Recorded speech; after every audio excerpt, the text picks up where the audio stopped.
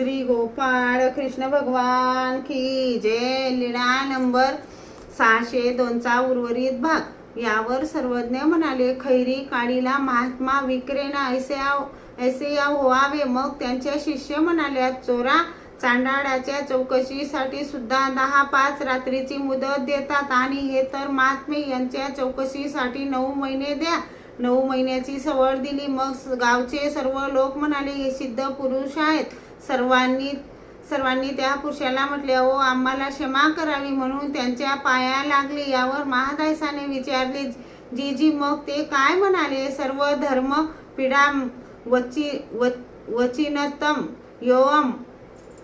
यवमत्मा प्रशुद्ध मिहम पहुर्तम no चेतशे ma'am पापेहम्य कुयो मतः कुतर्गो वदह किदोच्चन अवो मी अपराधी, त्यामुळे तुम्ही मला शिक्षा केली, आणि उपराठी मीच तुम्हाला शिक्षा करावी। मग सर्वज्ञ म्हणाले, बाई महात्मा तो असा असावा की जो खैरी झुपला तरी त्याला राग येऊ नये। मग महादायसा म्हणाली, मग त्याने काय केले?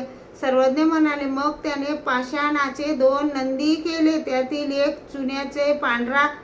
चुन्याने पांढरा केला व दुसरा काळा केला। एका पानवट्यावर ठेवला, दुसऱ्या पानवट्यावर ठेवला। मग त्या पानवट्यावरच्या गायी त्या पानवट्यावर जात असत, येता जाता त्या नंदीला पाहत असत। पुढे त्या गायींना त्या नंदीसारखीच वासरे होऊ लागली। मग त्याचे अज्ञानत्व फिटेल। मग सर्वज्ञ म्हणाले, असे हे लोक आहेत।